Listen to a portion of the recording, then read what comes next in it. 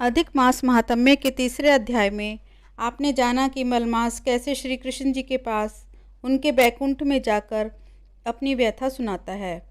आशा करती हूँ आपने इससे पहले के अध्याय ध्यानपूर्वक श्रवण किए होंगे।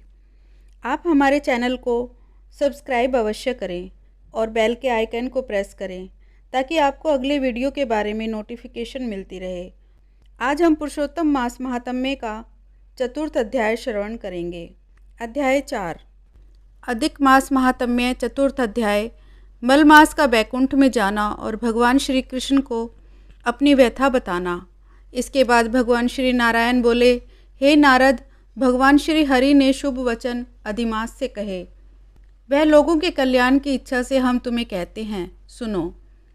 अधिक मास ने बैकुंठ लोक में भगवान की अनेक प्रकार से स्तुतियाँ की और बारंबार नमस्कार करने के पश्चात अधिक मास ने भगवान से करबद्ध होकर निवेदन किया, हे नाथ, हे कृपानिधे, हे हरे, मेरे से जो बलवान हैं उन्होंने यह मलमास है ऐसा कहकर मुझ दीन को अपनी श्रेणी से निकाल दिया है। मैं आपकी शरण में हूँ। बलिष्ठ लोग मुझे मलमास कहते हैं और मेरा निरादर करते हैं। मुझे स्वामी रहित और मलिन कहकर शुभ कर्मों के निमित्त मेरा त्याज्य किया हुआ है। हे दीनवत्सल भगवान, कंस की कोपाग्नि से जिस प्रकार आपने वसुदेव की पत्नी देवकी को सुरक्षित किया, आप वैसे मेरी रक्षा क्यों नहीं करते। यमुना में कालिया नाग के विष से गो चराने वालों तथा पशुओं की आपने जैसे रक्षा की, वैसे ही हे दीनबंधु, आप मुझ शरणागत की रक्षा क्यों नहीं करते।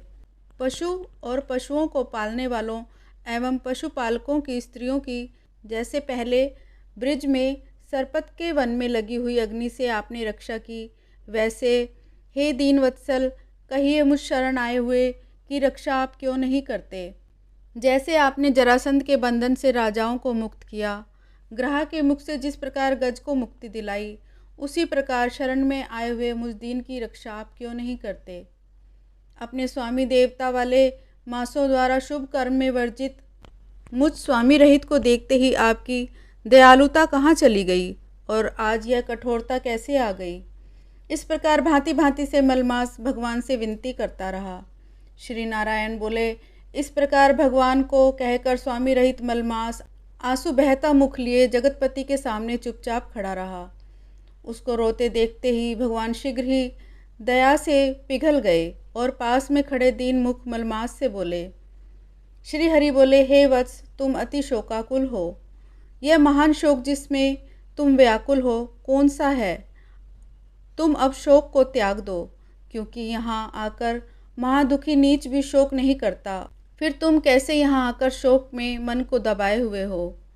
जहाँ आने से न शोक होता है, न कभी बुढ़ोती आती है, न मृत्यु का भय रहता है। यहाँ हमेशा नित्य आनंद रहा करता है। इस प्रकार के बैकुंठ में आकर तुम कैसे दुखित हो। तुमको यहाँ पर दुखित देखकर बैकुंठवासी बड़े विस्मय को प्राप्त हो रहे हैं। हे वत्स, तुम कहो, इस समय तुम मरने की क्यों इच्छा करते हो। श्री नारायण बोले, इस प्रकार भगवान के वाक्य सुनकर बोझा लिए हुए आदमी जैसे बोझा रखकर श्वास पर श्वास लेता है, उसी प्रकार श्वास लेकर अधिमास मधुसूदन से बोला। अधिमास बोला, हे भगवान, आप तो सर्वव्यापी हैं। आपसे अज्ञात कुछ भी नहीं है। आकाश की तरह आप विश्व में व्याप्त होकर बैठे हैं। आप चर अचर सब में व्याप्त हो। आप सर्व साक्षी और विश्व दृष्टा हो तथा निरंजन निराकार रूप में सब प्राणी आप में ही निवास करते हैं। हे जगन्नाथ, आपके बिना कुछ भी नहीं है। क्या आप मुझ अभागे के कष्ट को नहीं जानते हैं। तथापि हे नाथ, मैं अपनी व्यथा को कहता हूँ। जिस प्रकार मैं दुख जाल से घिरा हुआ हूँ, वैसे दुखित को मैंने न कभी देखा है और न सुना है। क्षण, निमेष, मुहूर्त, पक्ष, मास, दिन और रात सब अपने अपने स्वामियों के अधिकार में सर्वदा बिना भय के प्रसन्न रहते हैं।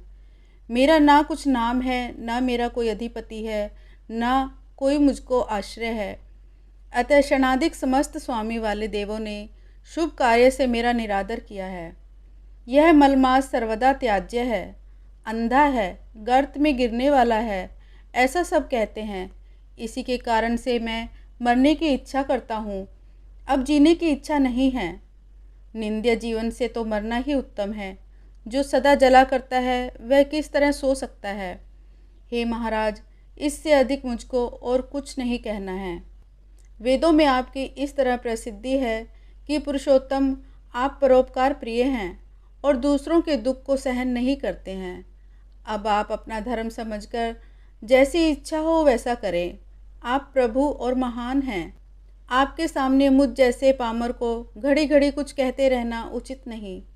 मैं मरूंगा, मैं मरूंगा, मैं अब ना जीऊँगा, ऐसा पुनः पुनः कहकर वह अधिमास, हे ब्रह्मा के पुत्र, चुप हो गया और एकाएक श्री विष्णु के निकट गिर गया।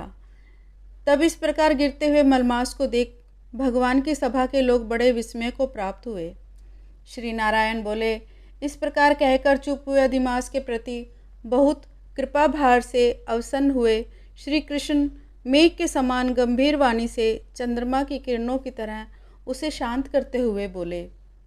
सूत जी बोले, हे विप्रो, वेद रूप रिद्धि के आश्रित नारायण का पापों के समूह रूप समुद्र को शोषण करने वाला बड़वानल अग्नि से समान वचन सुनकर प्रसन्न हुए नारद मुनि पुनः आदि पुरुष के वचनों को सुनने की इच्छा से बोले।